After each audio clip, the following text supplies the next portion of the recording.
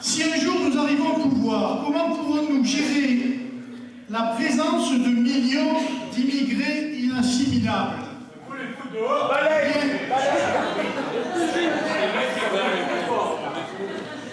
Il y a de deux manières. La première, c'est en coupant toutes les pompes aspirantes. Voilà.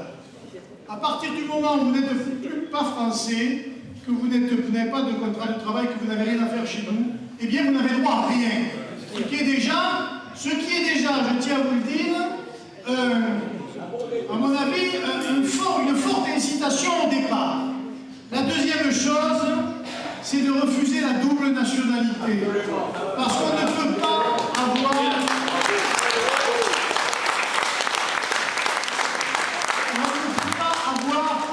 deux patries. Là, après, je vous ai parlé de la préférence nationale, c'est aussi l'expulsion de tous les délinquants que nous entretenons à nos frais chez nous, quand même. Et il faut bien le dire, et pas seulement, mais aussi pour inverser les flux, la négociation avec les pays qui nous fournissent de l'immigration. Et là, nous avons, ne croyez pas, parce qu'il y a des propos, on peut rigoler autour d'une table, mais si vous croyez que vous allez renvoyer des millions de personnes comme ça d'autorité, moi je vous le dis tout de suite, vous vous trompez. Il va quand même falloir un certain nombre de lois et un certain nombre de formes et une légitimité pour le faire. Et bien ça, pour le faire, il y a des décisions à prendre. Et ces décisions, elles sont aussi la négociation avec un certain nombre de pouvoirs de l'autre côté de la Méditerranée. Et je pense au Maroc, je pense à l'Algérie, je pense à la Tunisie, et je pense à un certain nombre de pays d'Afrique noire, le Mali, le Congo, le Sénégal. Il va falloir se mettre autour d'une table et qu'on se dise les choses clairement. Voilà. La France a évidemment des moyens de pression financiers, notamment. Et on sait aujourd'hui, par exemple, sachez-le, que le Mali, que nous sommes allés défendre avec nos soldats, est-ce que vous savez que le même Mali refuse ses ressortissants quand ils sont expulsés de France par un juge? Elle refuse, elle ne les veut pas. Elle dit, ça c'est l'affaire de la France.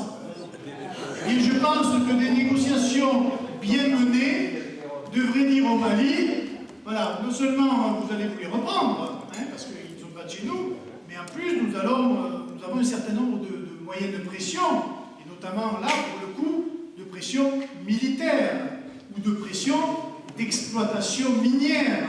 Je rappelle quand même que nous payons le gaz à l'Algérie beaucoup plus cher que si nous l'achetions, par exemple, à la Russie. Parce que, après les accords d'Évian, on a voulu faire des cadeaux au gouvernement FLN algérien, et nous avons comme ça des accords bilatéraux avec l'Algérie qui sont aujourd'hui absolument fous, notamment pour l'acquisition de la nationalité française. Il y a des accords préférentiels, c'est-à-dire que non seulement il y a eu une guerre abominable, ils se vantent de nous avoir mis dehors, mais en plus, nous sommes obligés, en fonction des textes qu'ont signés nos gouvernements, on peut le dire honteux de l'époque, des avantages particuliers avec ces pays-là. Et moi, je pense justement que nous avons aussi beaucoup de moyens de pression et que tous ces problèmes d'immigration pourraient se régler dans une certaine humanité et dans l'intérêt de tous. Voilà, c'est ça qu'il faut regarder, et surtout dans l'intérêt de la France. Il faut fermer les frontières. Si vous arrivez au pouvoir, pouvez-vous changer la justice? Oui, c'est un minimum de changer un certain nombre de règles de la justice, mais en matière de justice, je vous signale aujourd'hui, dans la situation qui est la nôtre, la première mesure, c'est de construire des prisons. Je vous le dis parce que le problème que nous avons aujourd'hui, vous l'avez vu, c'est que nous avons 18 000 prisonniers de plus que notre capacité et que, vu l'insécurité qui règne et la multiplication de la violence, eh bien l'une des premières mesures qui devrait être prise, c'est de construire des prisons. Parce que sinon, nous ne pourrons pas lutter contre l'insécurité et contre cette manière de voir. Pourquoi ne proposons-nous pas les retraites, une cotisation 42 ans pour tout le monde? Sur les retraites, mesdames et messieurs, il y aurait beaucoup de choses à vous dire. Nos experts, qui, je le dis entre guillemets, ne sont pas plus cons que les autres, excusez-moi du terme, ont calculé qu'on pourrait très bien, en faisant des économies ailleurs, maintenir un régime de retraite décent à 40 annuités de retraite pour tous. Pour peu que l'on arrête avec un certain nombre d'inégalités. Et je pense, parce qu'il y a des questions là-dessous, sur les régimes spéciaux, il y en a un certain nombre, qui sont aujourd'hui, je m'excuse s'il y en a dans la salle, qui sont aujourd'hui inexplicables, je vous le dis comme je le pense, et qui sont dans la situation de crise des sentiments qui provoquent des sentiments d'injustice et de frustration dans la population, qui sont autant d'éléments absolument incroyables. Les systèmes spéciaux, puis l'égalité entre le privé et le public. Moi, je vais vous donner un exemple qui est très clair. Peut-être qu'il y en a dans la salle, ils ne sont pas d'accord avec moi. J'ai la chance d'avoir deux parents, un dans l'éducation nationale qui a 41 ans et demi de cotisation, et un qui était plâtrier, qui a travaillé tout aussi dur, en cotisant à tout ce qu'il fallait, bien qu'on le veuille ou non. Dans l'éducation nationale, je n'ai pas de secret, ma mère a été conseillère principale d'éducation, ce n'est pas des hauts fonctionnaires, c'est du fonctionnaire, elle a 2400 € de retraite, et mon père, il a 1000 € de retraite. Voilà, le problème, il est là. Et tant qu'on ne réglera pas ça, on n'aura rien réglé du tout. Encore faut-il avoir le courage de le dire.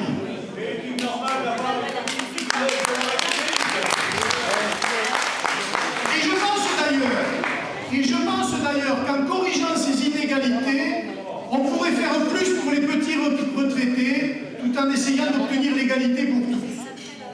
Qu'entendez-vous faire contre la corruption? Mettre en prison les corrompus déjà, ce qui devrait justement inciter les autres à ne pas le faire, ce qui nous paraît être une bonne politique. La justice. Quels arguments, quelles inspirations donnent aux militants et sympathisants pour leur donner le goût et la force de se présenter sur les listes? Là, c'est des choses de persuasion personnelle. Voilà, vous dites-leur, c'est maintenant ou jamais. On ne peut pas vous dire mieux. Maintenant ou jamais. Quoi qu'on puisse en dire, on ne risque... Il y a toujours un risque, mais quand même, et je pense notamment aux gens qui travaillent dans la fonction publique et ailleurs, le risque est quand même moindre.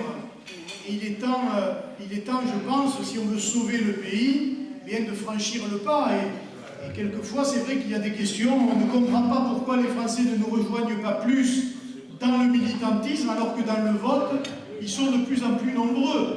Eh bien, je pense que petit à petit, les choses vont s'arranger. Alors, sur l'aéroport, je laisserai nos amis vous parler, puisque nous nous sommes prononcés contre l'aéroport, et que ce soit ou Mabi ou Christian vous donneront les raisons de notre position, mais il ne nous a pas paru non plus que dans l'état actuel du trafic de l'aéroport qui existe déjà à Nantes, pourquoi un aéroport supplémentaire? Bon, j'ai regardé le dossier d'assez loin. Effectivement, en regardant le coût de l'infrastructure elle-même, on peut se poser des questions. Bon. Et dans tous les cas, s'il se faisait, nous ne serions même pas assurés que les emplois qui seraient attachés soient des emplois français, puisque les entreprises aujourd'hui peuvent faire appel à la main-d'œuvre de partout en Europe. Et nous avons, nous, ce problème, par exemple, à Perpignan, dans les Pyrénées-Orientales, où les marchés publics du Conseil général de la région et de la mairie sont donnés à des entreprises espagnoles. Voilà à quoi servent aussi les impôts payés par le contribuable français. Et là, je veux dire qu'il y a quand même de sérieux problèmes.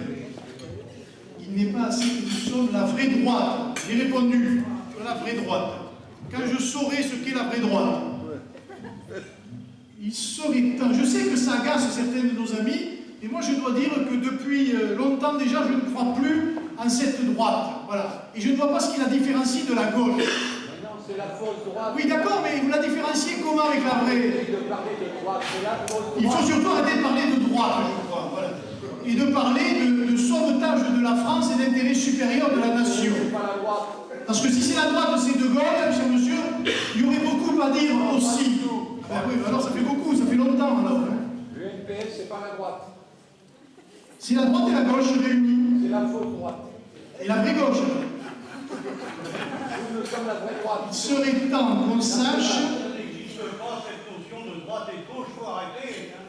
Mais c'est pas moi qui le dis, je vous signale. Il serait temps qu'on sache qui entoure Marine en cas de victoire du front.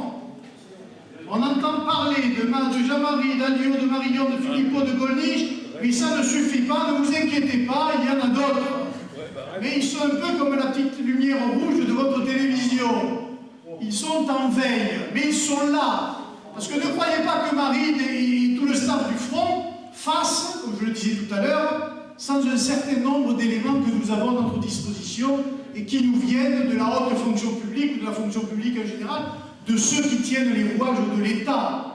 Il y a des gens qui sont indignés, qui n'en peuvent plus, qui sont témoins d'un certain nombre de faits de corruption d'ailleurs, ou de mauvaises décisions, et qui prennent contact avec nous pour justement, le jour J, se dévoiler. Et moi j'espère que dans le combat politique, et je vous le dis tout de suite, moi je ne cours pas, très honnêtement, parce que c'est quelque chose qui est d'abord pas facile et assez frustrant, derrière les plateaux de télévision.